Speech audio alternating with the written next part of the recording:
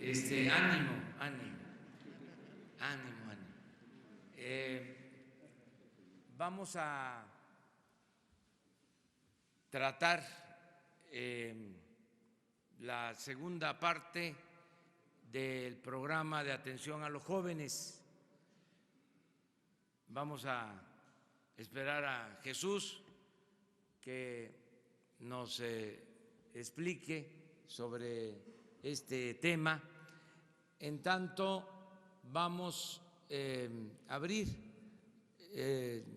la sesión de preguntas y respuestas.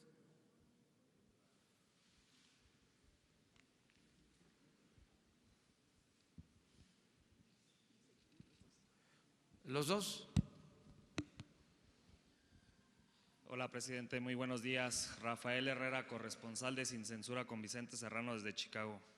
Presidente, hace unas semanas entregamos una investigación en exclusiva para Sin Censura del periodista Julio Cerroa, donde dio a conocer una lista de personajes que se sirvieron con la cuchara grande en la publicidad oficial del pasado sexenio de Peña Nieto. En esa lista se encuentra Joaquín López Dóriga, Oscar Mario Beteta, Federico Arriola, Enrique Krause y un exdiputado del Partido Verde que se embolsaron más de 1,000 millones de pesos. Queremos saber si estos personajes se encuentran en la lista que usted tiene, presidente, para que la dé a conocer y con todo respeto acate lo que señaló el INAI, que la Presidencia de la República deberá dar a conocer e investigar esta información relacionada con estos personajes físicos y morales que recibieron recursos de la publicidad oficial del pasado sexenio del 2012 a la fecha. Queremos ver si usted nos puede dar o nos puede iniciar esta lista de personajes que se embolsaron más de 1,000 millones de pesos. Muchas gracias, presidente. Bueno, tengo entendido que nos están solicitando de parte de Transparencia el que se entregue la información. Se va a hacer, todavía no concluye el plazo, el término de ley, creo que fueron 10 días, se está haciendo ya la recolección, el acopio de elementos para entregar esta información a Transparencia. Nosotros no vamos a darla a conocer, se va a entregar a Transparencia y ellos van a decidir. Bueno, en este caso lo entiendo, presidente, pero ¿no cree que sería fundamental que dieran a conocer, a lo mejor no usted como presidente, pero a lo mejor Jesús Ramírez, por ser su vocero de comunicación social, que dé a conocer esta lista, ya que a final de cuentas se pagó con los impuestos de todos los mexicanos y yo creo que tienen derecho todos los mexicanos en saber de estos personajes que se embolsaron más de 1,000 millones de pesos o, como lo comentó Jesús Ramírez Cuevas en su momento, de un presupuesto de 60,000 millones de pesos que personajes o comunicadores tuvieron una cuarta parte, o sea, muchísimo dinero. Yo creo que todos los mexicanos tienen derecho en saber de estos personajes. Sí, es una delicadeza de nuestra parte, lo asumo, para que no se polarice este tema. Quiero también aclarar de que hay compra de publicidad, que no todo es dinero entregado para comprar lealtades, conciencias. No todo es, como se dice coloquialmente, chayote. Es también el dinero que el gobierno destina a la publicidad. Pero eso va a ser Transparencia, la institución encargada de resolverlo. Nosotros vamos a cumplir con ese propósito como nos los están demandando. Sí hay una solicitud, ¿no? Se va a cumplir. Ok, ¿en qué fecha sería, presidente? ¿Cuál la fecha de compromiso para que se dé esta información? Notificaron la semana pasada y nos dan 10 días. Va a ser ya la semana próxima, antes de que concluya el plazo. Ok, muchas gracias, presidente. Buenos días, presidente. Antonio López de La Razón. Ayer sobre este tema de la reforma educativa tuvimos la oportunidad de entrevistar a algunos integrantes de la CENTE. Ellos nos señalan que en la reunión que ustedes les hicieron la invitación para que no tienen inconveniente en reunirse con usted, pero más que buscar, más que venir pues en un plan, digamos, amistoso y de reconciliación, van a venir con propuestas. Ellos insisten en que están en desacuerdo con algunas leyes secundarias y que le van a exigir ajustes, y ello va a estar sujeto a que sigan o no con sus manifestaciones, como lo hicieron ayer pese a la contingencia. Señala Enrique Enríquez que la parte laboral todavía quedó en el tercero, que el instituto que sustituye al INEE también quedó en el tercero, que no han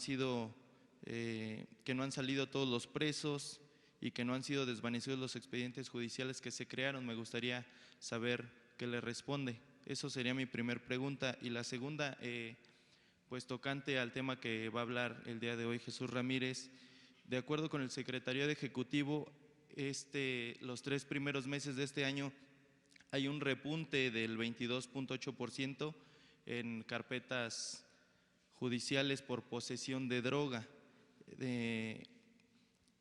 En estos 3 meses hay 798 expedientes en comparación con los 622 del mismo periodo del año pasado. Un experto nos señala que esta cifra revela que un buen porcentaje de quienes están presos por delitos contra la salud no se dedican a la producción ni al tráfico, sino que son en su mayoría consumidores. En esa materia, presidente, preguntarle pues si el gobierno federal está dispuesto a continuar impulsando la propuesta que hizo en su momento la secretaria de Gobernación, Olga Sánchez Cordero, para legalizar el consumo lúdico de la marihuana. Muchas gracias. Bueno, acerca de lo primero, lo importante es el diálogo, el que podamos platicar, conversar, intercambiar puntos de vista con los maestros. Está abierto el diálogo. El lunes nos vamos a reunir y los escuchamos. ¿Están dispuestos a hacer alguna modificación si ellos lo plantean? Estamos dispuestos a escuchar, y todo aquello que signifique mejorar la educación tiene que ser tomado en cuenta. Si hizo falta algo en la reforma a la Constitución en materia de educación, se revisa. No somos inflexibles, ya desde luego tenemos el marco legal principal, que es la reforma constitucional. Faltan las leyes secundarias, las leyes complementarias. Ahí se pueden tomar en cuenta todos sus planteamientos. Yo creo que fue un gran avance el que se haya cancelado la mal llamada reforma educativa. Creo que ni se pensaba que se iba a poder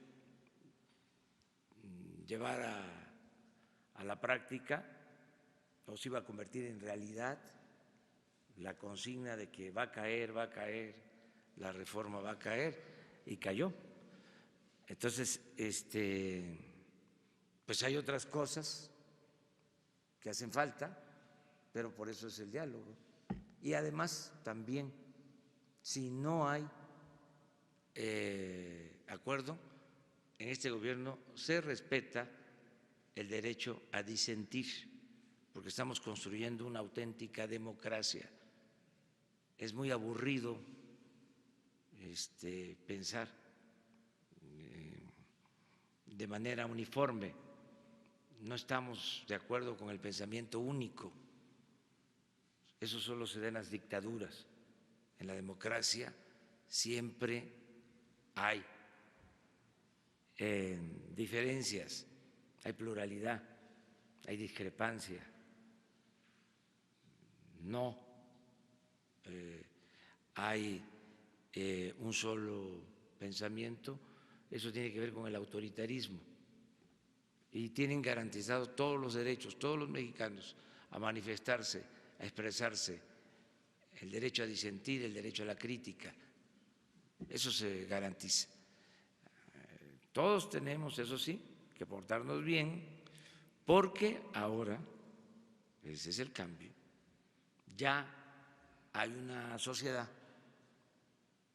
más consciente, hay un cambio de mentalidad, ya cambió la mentalidad del pueblo, que es lo más difícil de lograr. Ese es el aporte principal de todo este movimiento. Siempre he dicho que hay veces que hay confrontaciones, hay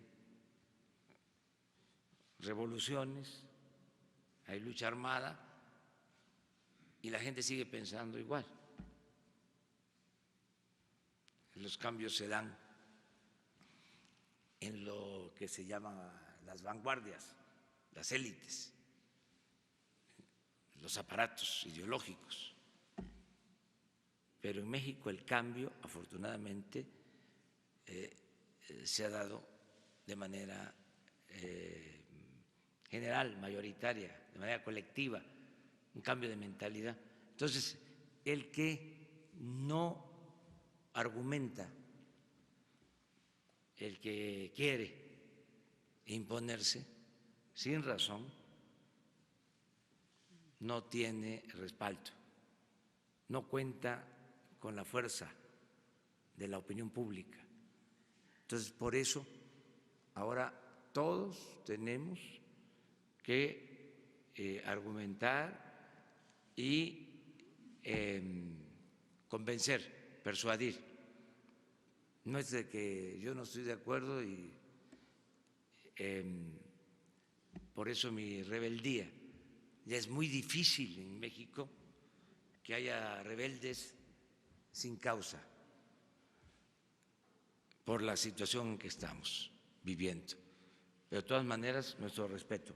Acerca de lo de las adicciones, Jesús va a hablar sobre esta segunda parte y él les va a responder. Desde luego que estamos buscando resolver el problema de manera estructural. Ahora tuvimos una reunión sobre este tema y ahora les va a explicar Jesús. Pero en particular, presidente, ¿el gobierno estaría dispuesto a apoyar esta propuesta del consumo lúdico de la marihuana? Es que es un proceso, yo lo explicaba ayer. Primero, atender las causas por las que se produjo tanta inseguridad y tanta violencia en el país. Porque los mexicanos no somos malos por naturaleza. Ningún ser humano es malo por naturaleza. Son las circunstancias las que llevaron a muchos a tomar el camino de las conductas antisociales o a refugiarse en las drogas. Porque se abandonó al pueblo, se tomó, se secuestró al gobierno y se utilizó al gobierno para favorecer a una minoría rapaz. El gobierno se convirtió en un comité al servicio de unos cuantos, se dedicaron a saquear, a robar y le dieron la espalda al pueblo y a los jóvenes. Entonces, primero es que el gobierno cumpla con su función social, que haya crecimiento económico, que no ha habido, que haya desarrollo, que no ha habido, que haya buenos ejemplos en el gobierno, que no ha habido, y que de esa manera podamos enfrentar el problema de la inseguridad y de la violencia y del consumo de drogas, atendiendo las causas, atendiendo a los jóvenes. ¿Cómo resolvemos un problema de origen eminentemente social si no volteamos a ver a 16 millones de jóvenes que viven en la pobreza, sin opciones, sin alternativas? Esto no se va a resolver de otra forma, tiene que atenderse a la gente. Eso es lo primero. Y a muchos, en una especie de enajenación, esto no les importaba. Siempre decían, sí, pero eso es a mediano, a largo plazo. ¿Pero a corto plazo qué? Porque a corto plazo eran los operativos militares para reprimir. Abandonaban a los jóvenes y ya cuando el joven tomaba el camino de las conductas antisociales, a masacrarlos, querer resolver el problema por la fuerza. Entonces, primero, entender que la paz y la tranquilidad son frutos de la justicia, primero. Segundo, pues que haya protección a los ciudadanos, que haya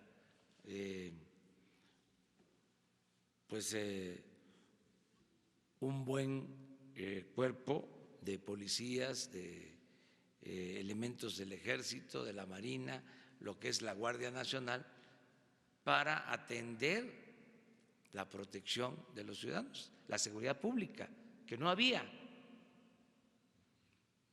seguridad pública, no había ni siquiera elementos para garantizar la seguridad pública. 10,000 elementos, porque el Ejército y la Marina tenían prohibido hacer labores de seguridad pública. Era defensa nacional, era seguridad del Estado, seguridad interior, pero no seguridad pública.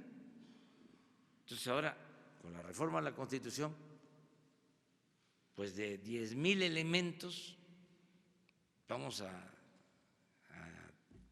contar cuando menos con 120,000 elementos para tener coordinaciones de seguridad pública en todo el país. Eran 10,000 elementos los que se tenían. Repito, el gobierno contrataba a 50,000 policías privados para cuidar sus instalaciones y tenía para cuidar a la gente a 10,000 elementos. Los mismos que tenía el Estado Mayor para cuidar al presidente, 8,000 para cuidar al presidente, y para cuidar a la gente, 10,000. Y de esto los expertos no hablan. Este tema no se toca, o pasó de noche. Entonces, lo segundo, insisto, es que haya protección al ciudadano para la seguridad pública. Lo tercero es el que podamos dirigirnos a los jóvenes. Este programa, que es importantísimo, hablar con los jóvenes. No había un programa para hacerle ver a los jóvenes de que hay formas de ser feliz y que el camino de las drogas no conduce más que al sufrimiento, y a la destrucción. No había programas para esto. Ahora lo estuvimos viendo. Ni siquiera presupuesto para la atención a los jóvenes. Entonces, ahora es en la atención a los jóvenes como 4 o 5 acciones. Primero, fortalecer valores, aprovechar de que México es de los países con más reserva de valores culturales, morales y espirituales en el mundo. Bueno, es lo que nos ha salvado siempre, la cultura, nuestras culturas. Y ahí está eso. No han podido destruir las costumbres, las tradiciones, las culturas. Lo segundo, el que haya opciones para los jóvenes de estudio, de trabajo, que se le pueda decir a un joven, aquí está una beca para estudiar, aquí tienes posibilidad de trabajar como aprendiz y vas a tener tu ingreso, pleno empleo para los jóvenes. Tercero, la educación formal, que en la escuela se estén hablando de estos temas, en los nuevos planes de estudio. Cuarto, la salud, cómo atender a los jóvenes, en dónde se atienden ahora. Y es desolador lo que pasa, porque les decía, ni siquiera hay presupuesto. Y quinto,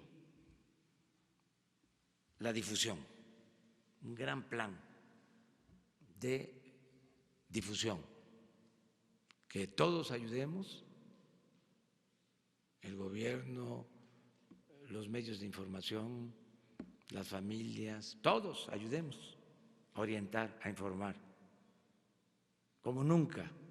Vamos a utilizar la mayor parte de los tiempos oficiales para orientar a los jóvenes. Una campaña muy creativa para ese propósito. Entonces, eso lo va a explicar Jesús.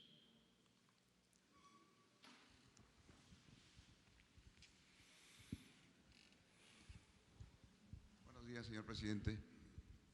Urbano Barrera, del diario Ovaciones. Yo quiero tocar 2 temas. El primero, que tiene que ver con la contaminación del medio ambiente y sus efectos en la salud humana, en la vida y en la ecología.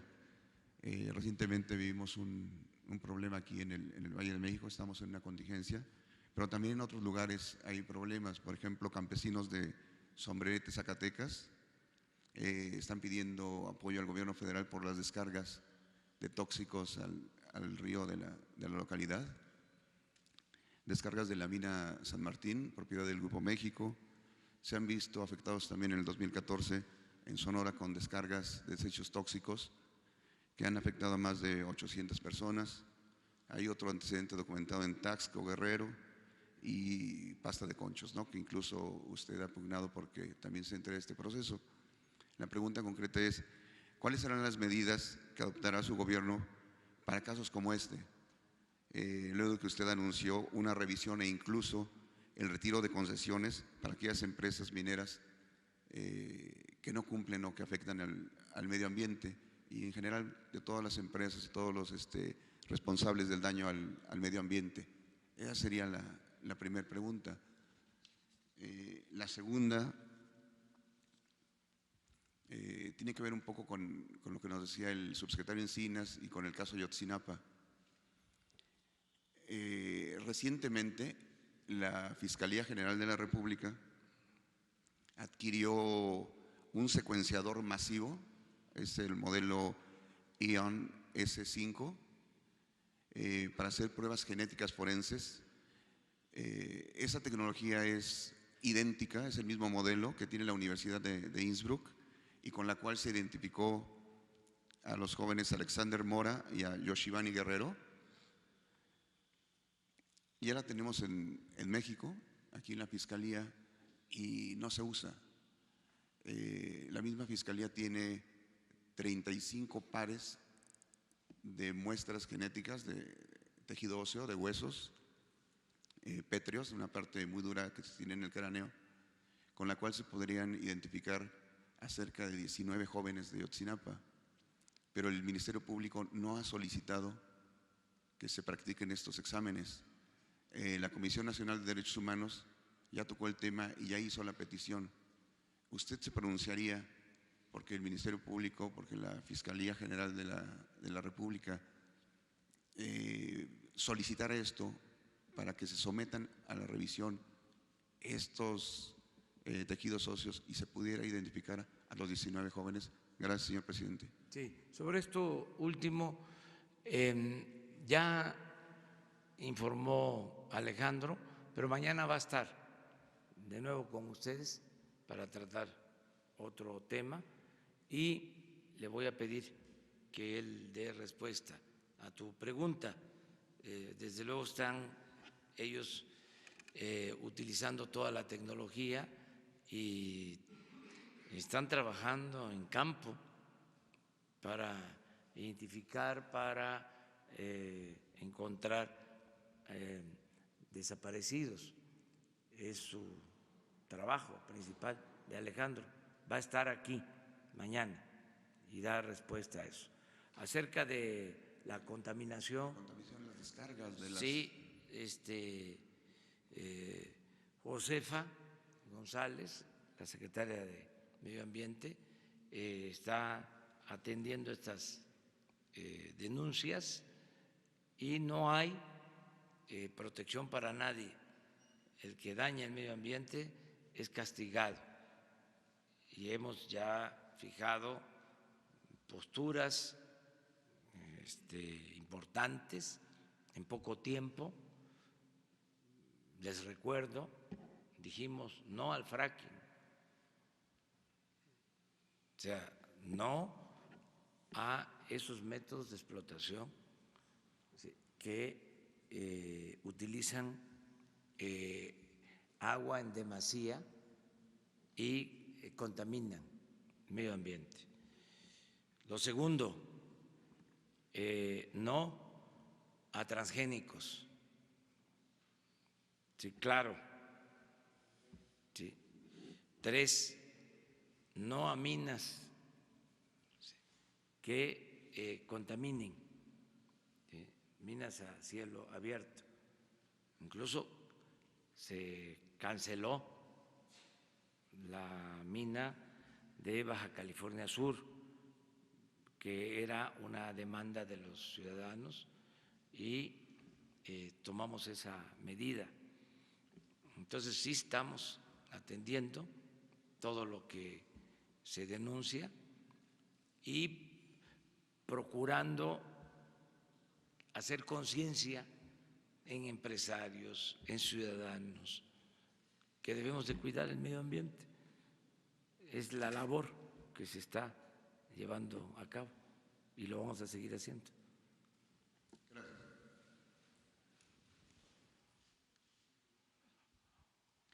Presidente, buenos días. Noemí Gutiérrez de Efecto TV. Preguntarle de qué fue la reunión ayer con la Fundación Círculo de Montevideo. Pudimos ver al expresidente español Felipe González, al empresario Carlos Slim. Si nos puede detallar exactamente de qué fue la reunión. Y también preguntarle, ayer hablamos con la secretaria de Medio Ambiente y dijo que ya estaban perfilando al titular de la CAME. ¿Cuándo se va a dar este nombramiento? Gracias. Bueno, pues la reunión de ayer es un encuentro con empresarios y políticos, quienes ya han sido presidentes en sus países. Estuvo el expresidente Lagos, el expresidente Sanguinetti, estuvo Felipe González, estuvieron otros dirigentes políticos empresarios, pues conversar básicamente sobre lo que está pasando en el mundo, lo que sucede en nuestra América, como lo decía Martí, y en México, intercambiar puntos de vista sobre nuestro proyecto, explicar en qué consiste, cómo hemos decidido acabar con la corrupción, con la impunidad, cómo estamos poniendo orden en el caos.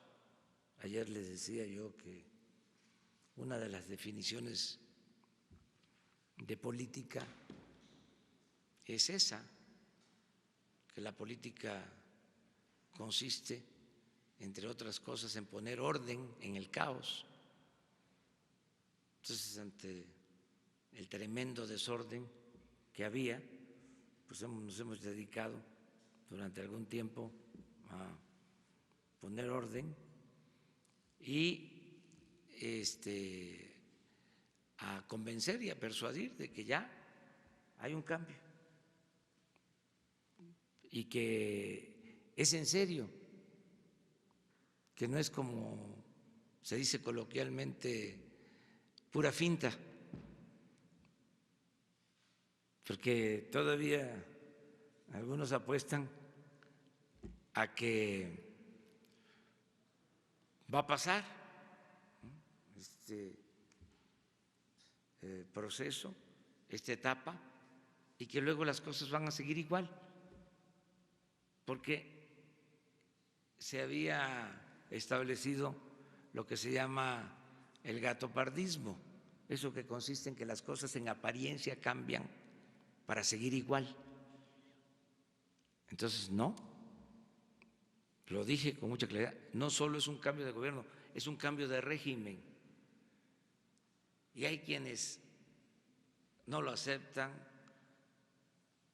no están preparados para eso, no lo internalizan, y hay quienes de plano, o sea, con todo respeto, merecen pues un tratamiento especial, una terapia, porque tienen la enfermedad de la corrupción. Tienen que aceptar que están enfermos y atenderse, curarse, porque nada más piensan en lo material, piensan en el dinero. Esto lleva tiempo, viene de lejos. A Hidalgo, cuando lo estaban excomulgando,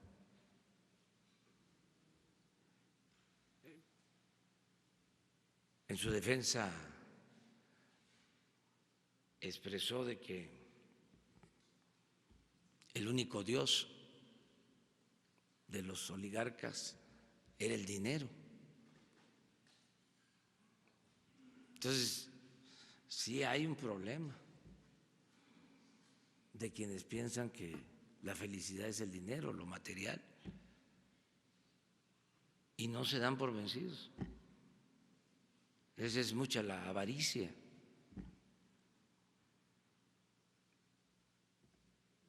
¿Cómo vamos a acabar con la corrupción? Estigmatizándola. Porque antes era pues un mérito, era un acto de audacia. Era tonto el que no robaba.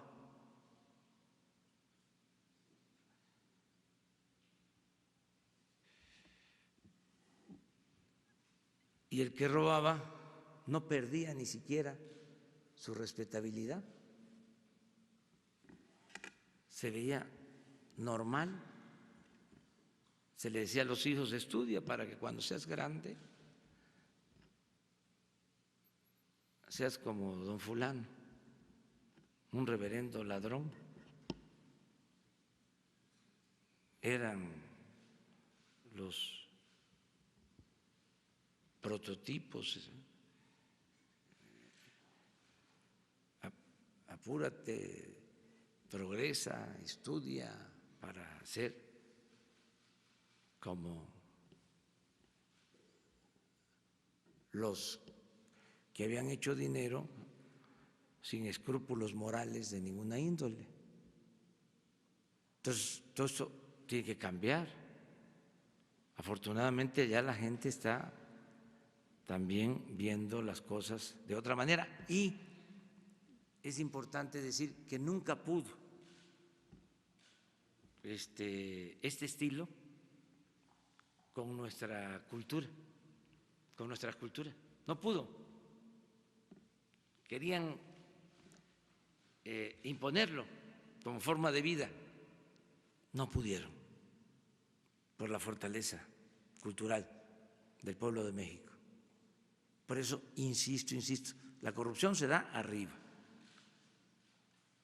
no abajo, no es de abajo hacia arriba. En nuestras familias, en nuestros pueblos hay, repito, una gran reserva de valores culturales, morales, espirituales. Ahí todavía se escucha abajo en el pueblo decir: haz el bien sin mirar a quién. O sea, se muere una gente pobre y todos cooperan para el ataúd, para la caja, y para que no falte el café en el velorio. Eso es nuestro, esos valores. Entonces, sin embargo, arriba se dio siempre el mal ejemplo, y en un sistema presidencialista, pues si el presidente es corrupto, los gobernadores son corruptos, los presidentes municipales también. Por eso ahora estamos barriendo, limpiando de arriba para abajo, como se barren las escaleras, y vamos avanzando. Entonces hablamos de todo esto ayer con empresarios y con estos distinguidísimos personajes, gente con mucha experiencia, que gobernaron sus países y que todavía están participando y opinando sobre problemas nacionales y problemas internacionales. Vamos a esperar a eso. Sí, yo creo que hoy o mañana ya Josefa nos informa.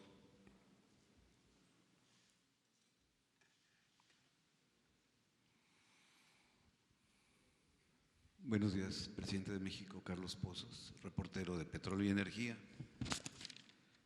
Presidente, aparece un análisis del área de investigación de renta variable de JP Morgan, en donde dice que existe más del 50% de la probabilidad que se reduzca la calificación de la deuda soberana de México debido al complicado escenario fiscal generado por el apoyo a Pemex y ahora la falta de recursos que aportará a las finanzas federales. ¿Cuál es su opinión respecto a este análisis? Y mi segunda pregunta es, hice también un análisis al Plan Nacional de Desarrollo, el cual se presentó recientemente, y no indica el proceder en materia de ciberseguridad. ¿Qué acciones en concreto implementará con el sello característico de la Cuarta T en materia de ciberseguridad? Y también observé, presidente, que se contempla la estatización en sectores estratégicos, en telecomunicaciones, ferrocarriles, puertos y aeropuertos. ¿Qué me podría decir? Bueno, en lo financiero está muy bien el país, son sanas las finanzas públicas. Ayer me informó la secretaria de Economía que en el primer trimestre del año aumentó la inversión extranjera directa en el país. ¿Cuánto? Llegó a 10,000 millones de dólares en el primer trimestre del año. Significa un incremento del 7% con relación al mismo periodo del año pasado. Eso es un buen indicador. A ver qué dicen los expertos. Espérate, todavía no termino. El dólar, con relación a nuestra moneda, o mejor dicho, el peso con relación al dólar, se ha apreciado.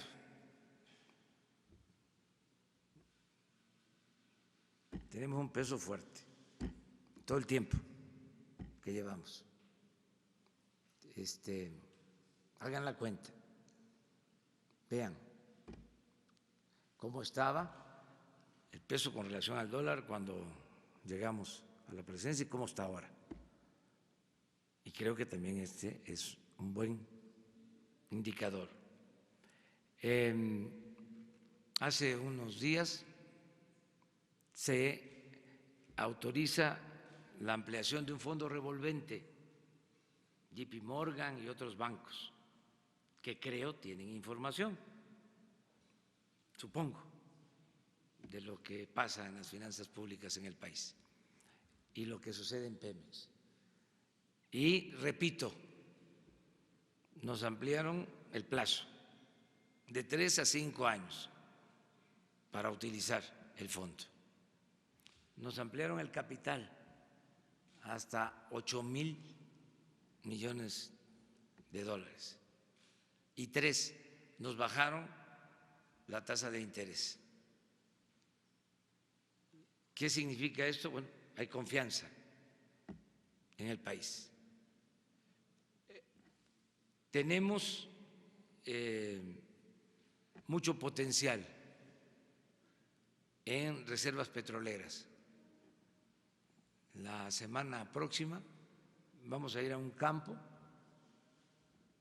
petrolero, les invito, que va a producir mucho crudo y que nos va a permitir, junto con otros campos petroleros, levantar la producción de petróleo, porque se está invirtiendo como no se hacía en los últimos años en exploración, en perforación de pozos petroleros.